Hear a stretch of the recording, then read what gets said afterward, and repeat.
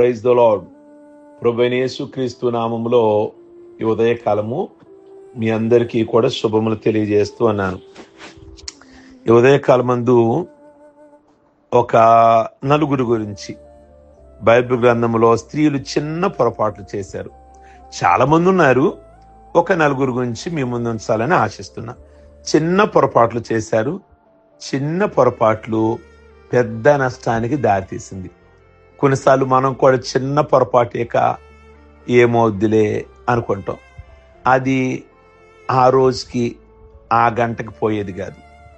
సంవత్సరాల తరబడి కుటుంబాలు ఉన్నంత వరకు మాయని మచ్చగా లేదా ఆ కుంపటి రగులుతూనే ఉంటుంది. కనుక ఒక పని చేసేటప్పుడు చాలా జాగ్రత్తగా ఉండాలి. నేను మీ ముందు హవ్వను ఉంచాలనుకుంటున్నాను. ఆదికాండము 3వ అధ్యాయంలో మనం చూస్తే దేవుడు వారికి భార్య భర్తలకి ఆదాముకు హవ్వకి ఏం చెప్పాడు? మీరు అన్ని ఫలాలు కూడా ఏదైనా తోటలో తినండి, ఆ వృక్ష ఫలం మాత్రం తినొద్దు, అవి నిషిద్ధమైన ఫలాలు, మీరు తినొద్దు అన్నాడు. హవ్వ ఏం చేసింది? తన భర్త లేనప్పుడు ఆ పండు కోసుకొని తింది. తిని తన భర్తకు కూడా ఇచ్చింది. ఇద్దరు తిన్నారు. అంటే బైబిల్ ఏం చెప్తుందంటే ఆజ్ఞను అతిక్రమించడమే పాపం. పాపం అంటే ఏదో కాదు. వ్యభిచారం పాపం ఓకే, దొంగతనం పాపం ఓకే, కానీ ఆ పాపంతో సమానం ఏంటి తెలుసా? దేవుడు ఏది చెయ్యొద్దన్నాడో అది చేయటం కూడా పాపమే. ఇప్పుడు ఆజ్ఞ అతిక్రమించారు, పాపం. బైబిల్లో పౌలు గారు ఏమన్నాడు? పాపం వలన వచ్చే జీతం మరణం. మంచి చేస్తే జీతం రావాలి కదా, అలాగే తప్పు చేసినప్పుడు కూడా జీతం వస్తుంది, పాపం చేసినప్పుడు కూడా జీతం వస్తుంది. ఏంటి ఆ పనిష్మెంటు? అంటే మరణం. పాపం వలన వచ్చే జీతము మరణము. కనుక ఈరోజు ఆదాము అవ్వల ద్వారా మానవ జాతి మొత్తానికి కూడా ఆ శాపం సంప్రాప్తమైంది. భూమి ఉన్నంత వరకు, ఆకాశం ఉన్నంత వరకు ఈ పుట్టిన ప్రజలందరికీ లేదా పుట్టబోయే ప్రజలందరికీ కూడా వాళ్ళిద్దరూ ఆజ్ఞను అతిక్రమించడం వల్ల ఆ శాపాన్ని, ఆ దుఃఖాన్ని, ఆ మరణాన్ని, ఆ శ్రమని, ఆ ప్రసవేదాన్ని, సర్పంతో విరోధము, ఇవన్నీ అనుభవించాల్సిందే. అసలు మరణం ఉండేది కాదు. నువ్వు తిన్న రోజున నిశ్చయముగా మరణిస్తావు. మరణము లేదు, కానీ దేవుడు మరణాన్ని రప్పించాడు ఆ పండు తినడం వల్ల. హవ్వ చేసిన పొరపాటు. పిల్లలు సింపుల్గా పుట్టేవాళ్ళేమో, 10 నెలలో 9 నెలలో మొయ్యాల్సిన బాధ లేదు, కానీ దేవుడు ప్రసవేదాన్ని హెచ్చించాడు. స్త్రీలు ప్రసవేదంతో పిల్లలను కనాలి అన్నారు. ఆ కేవలం ఈరోజు పిల్లలు కనడం ప్రసవేదంతో స్త్రీకి శాపం. ఆ శాపానికి స్త్రీలు కారణం ఎవరో తెలుసా? హవ్వ. మగవాళ్ళు కష్టపడకుండా దేవుడు పెట్టేవాడేమో. ఆదాముని ఏమన్నాడు అంటే, ఇక నుంచి చెమట కాచి నువ్వు వెళ్ళి సంపాదించాలి అన్నాడు, ఆ కుటుంబాన్ని పోషించాలి అన్నాడు. కారణం వాళ్ళిద్దరు పండు తినటం వల్ల వాళ్ళిద్దరు శాపాలు మనకు పుష్కలంగా ఉన్నాయి. ఈరోజు మనందరం శాపాన్ని అనిపిస్తున్నాం, దుఃఖాన్ని అనిపిస్తున్నాం, మరణాన్ని అనిపిస్తున్నాం, శ్రమలు, ప్రసవేదన, సర్పంతో విరోధం, ఇవన్నీ చిన్న పొరపాటు. ఆ గంటకి అయిపోద్ది అనుకుంది. ఇప్పుడు 6000 సంవత్సరాల నుంచి ఈ శాపాలు మనల్ని వెంటాడుతూనే ఉన్నాయి. గమనించారా? కనుక పొరపాట్ల విషయంలో జాగ్రత్తగా ఉండండి. శారాయి చేసిన పొరపాటు ఆదికాండములో 16వ అధ్యాయంలో దేవుడు ఆల్రెడీ వాళ్ళిద్దరికి పిల్లలు లేరు. అబ్రాము, శారాకి పిల్లలు లేరు. దేవుడు ఇస్తానని వాగ్దానం చేశాడు. ఈవిడ శారాయి ఆ వాగ్దానమును కనిపెట్టలేక, నిరీక్షణ లేక, సహనము లేక, ఓర్పు లేక, కనిపెట్టలేక ఓర్పు నశించిపోయి గొడ్రాలుగా ఉన్నాను కనుకని తన భర్తని మనం సంతానము లేమి అనేది తట్టుకోలేం గనక, మీరు మన ఇంట్లో హాగర్ ఉంది కదా, అదే ఐగుప్తు నుంచి వచ్చిన దాసి, పని మనిషి, ఆవిడతో వెళ్ళండి, సంతానం సంపాదించుకుందాం అంది అని తన భర్తకి హాగర్ను జోడించి పంపించింది. అప్పుడు వారికి ఒక కుమారుడు కలిగాడు ఆ పని అమ్మాయి ద్వారా. అతనే ఇష్మాయేలు. తర్వాత వాగ్దానం చేసిన తర్వాత దేవుడు మరలా వీళ్ళకి శారా ద్వారా ఒక కుమారుడిని ఇచ్చాడు, ఇస్సాకు. అప్పుడు దాకా తట్టుకోలేక ఓర్చుకోలేక తొందరపడిపోయింది. ఇప్పుడు ఇక గొడవలు స్టార్ట్ అయ్యాయి. ఆ దాసికి పుట్టిన ఇష్మాయేలు లేదా హాగరు, ఈవిడిని సరిగ్గా చూడటల్లా, తక్కువగా చూస్తున్నారు, ఈవిడికి పిల్లలు లేరని. అప్పటికి ఇస్సాకు కలగల కనుక వాళ్ళ ఇంట్లోంచి పంపించేయమని చెప్పింది. ప్రియ దేవుని బిడ్డలారా, ఈరోజు సొంత భార్య కలిగిన కొడుకైన ఇస్సాకును, పని మనిషి కలిగిన ఆ హాగర్ ద్వారా కలిగిన కుమారుడైన ఇష్మాయేలుకిను, ఈ రోజు కూడా, ఆ రోజు ఏ రోజు జరిగిందో గానిది, ఈ రెండు జాతులకి, అంటే ఇస్సాకు జాతి ఏమో యూదులు, ఇష్మాయేలు పనివాని ద్వారా కలిగిన సంతానమేమో అరబ్బులు. ఈరోజు ఇజ్రాయెల్ దేశానికి అరబ్బులకి పడదు. నేటికి ఆ కుంపటి రగులుతూనే ఉంది. రోజు కొన్ని వేల మంది చనిపోతున్నారు. చాలా బాధ, చాలా బాధ. కారణం ఏంటో తెలుసా? ఆ రోజు చేసిన చిన్న పొరపాటు. నిజంగా రోజుకి కొన్ని వేల మంది తగలబడిపోతున్నారు. స్కూల్కి వెళ్దాం అని బస్సు, అక్కడ బాంబు. ఇలాగున కారణం, దీని అంతటికి కారణం ఏంటని ఆలోచిస్తే ఈ రెండు జాతులకి పడతల్లా. ఈ రెండు జాతులకి పడిపోవడానికి కారణం ఎవరంటే ఆ రోజు శారా చేసిన చిన్న చిన్న చిన్న పొరపాటు. అది మా కుటుంబం వరకే అనుకుంది. కుటుంబం వరకేంటి, రెండు దేశాలు, రెండు జాతులు, ఈరోజు ప్రపంచం మొత్తానికి కూడా తలనొప్పి సమస్యగా మారిపోయింది. అది మూడోది రెబకా గురించి జ్ఞాపకం చేయాలి. వీళ్ళు రెబకా, ఇస్సాకు భార్యాభర్తలు.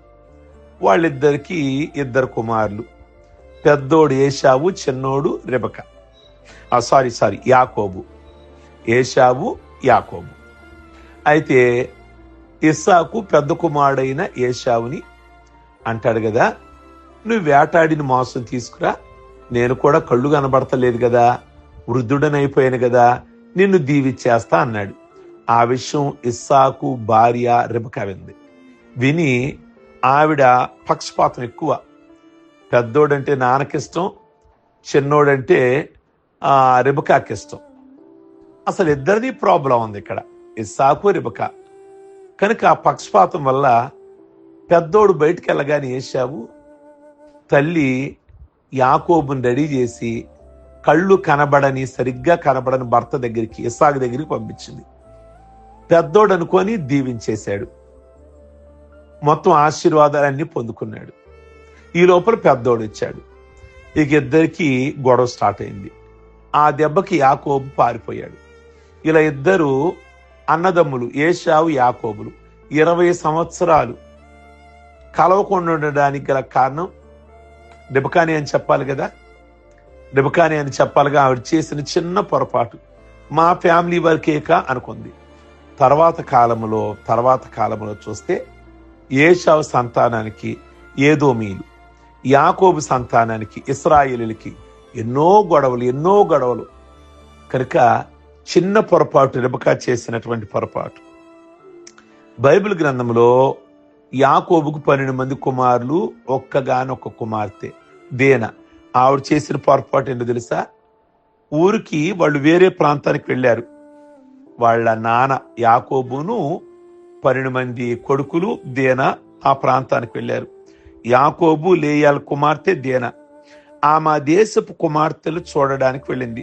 మేము ఈ ఊరు కొత్తగా వచ్చాం కదా, ఇక్కడ ఉన్నటువంటి అమ్మాయిలు ఎలా ఉంటారో, ఈ ఏరియాలో ఉన్న అమ్మాయిలు ఎలా ఉంటారో, ఇక్కడ ఎలాంటి వస్త్రధారణ ఉంటుందో, ఇక్కడ వాళ్ళ నడవడికి ఎలా ఉంటుందో చూద్దాం ఈ ఏరియాలో. ఆ దేశమును ఏలిన హివ్యుడైన హామోరు కుమారుడైన షెకెం అనే ఆయన అమ్మాయిని చూచి ఆమెను పట్టుకొని ఆమెతో పాపం చేశాడు, అవమానపరిచాడు. చూసారా? వెంటనే ఇది యాకోబు కొడుకులకు తెలిసింది, అంటే దేనా అన్నయ్యలకు తెలిసింది. మొత్తానికి ఓ రోజున వెళ్ళి వాళ్ళనే కాదు, ఆ రాజు కొడుకునే కాదు, ఆ ఊళ్ళో ఉన్న వాళ్ళందరినీ కూడా, మగవాళ్ళందరినీ చంపించేశారు. నిజంగా దేనా వెళ్ళేటప్పుడు ఆ ఏరియా మీకు క్రొత్తది, మిమ్మల్ని ఎరిగిన వారు ఎవరు లేరు, నీ అన్నయ్యను తోడు తీసుకొని వెళ్ళొచ్చు కదా, ఒక్కదాని వెళ్ళటం ఎందుకు? ప్రియ దేవుని బిడలారా, ఒంటరిగా ప్రయాణం చేయటం దేనికి? కనుక నీ వెళ్ళేటప్పుడు నీకు తోడు ఎవరో ఒకళ్ళు ఉండాలి కదా. చూసారా, ఆ ఒంటరిగా వెళ్ళింది. వెళ్లే ముందు ఏ ప్రజలు ఉంటారో, ఇక్కడ మనస్తత్వాలు ఏంటో, ఇది మా ఏరియా కాదు, మేము నడిచిన రోడ్లు కాదు, మేము తిరిగిన ప్రాంతం కాదు, ఇక్కడ వాతావరణం ఎలా ఉంటుందో, మనం ఒక క్రొత్త ప్రాంతానికి వెళ్ళినప్పుడు కాస్త అవగాహనతో ఉండాలి కదా. నీ అన్నయ్యలు లేదా తమ్ముడు గాని 12 మంది ఉన్నారు కదా, మొత్తానికి వాళ్ళని ఒకళ్ళిద్దరిని తోడు తీసుకొని వెళ్ళొచ్చు కదా. ఆ రోజు చిన్న చేసిన పొరపాటు నిజంగా ఎంత నరమేధం జరిగిందో తెలుసా అండి. నిజంగా యాకోబు కొడుకులు వెళ్ళి వాళ్ళందరినీ చంపేయటం. కనుక క్లుప్తంగా నేను హవ్వ చేసిన పొరపాటు ఈరోజు మానవ జాతికి సంప్రాప్తమైంది. శారా చేసిన పొరపాటు 2 జాతులు, ఇష్మాయేలు గాని అది అరబ్బులు, ఇస్రాయేలీలు, వాళ్ళే కొట్టుకోవటంలా ఈరోజు మనందరికీ ప్రపంచానికి తలనొప్పి సమస్యగా మారడానికి శారా కారణం. అలాగే రెబెకా చేసిన పొరపాటు ఏదోమీలు, ఇశ్రాయేలీలకి గొడవలకి కారణమైంది. నిజంగా దీనా చేసిన పొరపాటు ఆ ఏరియా ఆ రోజు నరమేధంగా మారింది. కనుక ఒక పని చేసేటప్పుడు చాలా జాగ్రత్తగా ఆలోచించి, అది ఈ రోజు వరకు అయిపోతుందా, లేదా మన భావి తరాల మీద, మన పిల్లల మీద, లేదా మన ఏరియా మీద, లేదా మన ప్రజల మీద, లేదా కొన్ని తరాల వరకు ఇది శాపంగా నష్టంగా ఉంటుందా? ఈ రోజు నేను సరదాగా చేసేస్తున్నాను, లేదా అనాలోచనంగా చేసేస్తున్నాం, కనుక జ్ఞానం లేకుండా చేసేస్తున్నాం, తొందరబాటుతనంగా చేసేస్తున్నాం. కనుక ఒక్క నిమిషం దైవ జ్ఞానముతో మనం వెళ్ళవలసిందిగా నేను ఈ ఉదయకాలం ముందు జ్ఞాపకం చేస్తున్నాను. ప్రార్థించుకుందాం. సర్వశక్తి కలిగిన తండ్రి, ఇక్కడ ఒక 4 స్త్రీల గురించి క్లుప్తంగా, చాలా మంది ఉన్నారు కానీ బైబిల్లో జ్ఞానంగా నడిచిన వాళ్ళు ఉన్నారు, అజ్ఞానంగా నడిచి నష్టపోయిన వారున్నారు. వాళ్ళని బట్టి వాళ్ళ కుటుంబాలు నష్టపోయాయి, సమాజాలు నష్టపోయాయి. కనుక ఈరోజు హవ్వ, శారా లేక రెబెకా లేక దీనా చేసిన పొరపాట్ల గురించి వింటున్న మేము ఎంత మెలకువతో ఉండాలో, ఎంత జాగ్రత్తగా ఉండాలో, రాబో తరాలకి మీ నష్టంగా కాకుండా దీవెన నుంచి వెళ్లేవారిగా అయ్యా మమ్మల్ని సిద్ధపరచమని ప్రార్థిస్తున్నాము. మేము వేసే ప్రతి అడుగు, మాట్లాడే ప్రతి మాట, చేసే ప్రతి పని అయ్యా అనేకులకు దీవెనకరంగా, మా కుటుంబాలకు దీవెనకరంగా, మేముంటున్న సంఘానికి దీవెనకరంగా, మేముంటున్న సమాజానికి దీవెనకరంగా, మేముంటున్న సమాజమునకు దీవెనకరంగా, రాబోయే తరానికి దీవెనకరంగా మీరు అలాంటి ఆలోచనలు ఇచ్చి, అలాంటి జ్ఞానం ఇచ్చి మమ్మల్ని ముందుకు నడిపించమని ప్రార్థిస్తున్నాం. ఈరోజు పెళ్లి రోజులు, అలాగే పుట్టినరోజులు, అలాగే బాప్టిజం పొందిన రోజులు చేసుకుంటున్న బిడ్డలందరినీ కూడా దీవిస్తూ ఆశీర్వదిస్తూ, ప్రతి ఒక్క విషయంలో కూడా ఈ దినమెల్లా కూడా వారి కుటుంబాలలో ఏదైతే మీ సన్నిధిలో మోకరించి ప్రార్థిస్తున్నారో అయ్యా, ఏదైతే అడుగుతున్నారో అది పొందుకోవడానికి అందులో వారిని సాక్షులుగా నిలబెట్టుకొని మేలు చేయమని యేసు పరిశుద్ధ నామములో అడుగుచున్నాం తండ్రి. ఆమేన్. God bless you. ఈ వర్తమానం మీకు దీవెనకరంగా ఉంటే అనేకులకు ఫార్వర్డ్ చేయండి. మర్చిపోమాకండి, లైక్ బటన్ నొక్కండి. అలాగే కామెంట్ బాక్స్లో మీరు పొందుకున్న మేలు తెలియజేస్తున్నప్పుడు, మేము వాటిని చదువుతున్నప్పుడు ప్రభువుని స్తుతించకుండా మానలేకపోతున్నాం. కనుక మిమ్మల్ని బట్టి నేను దేవుని స్తుతిస్తున్నాను. God bless you.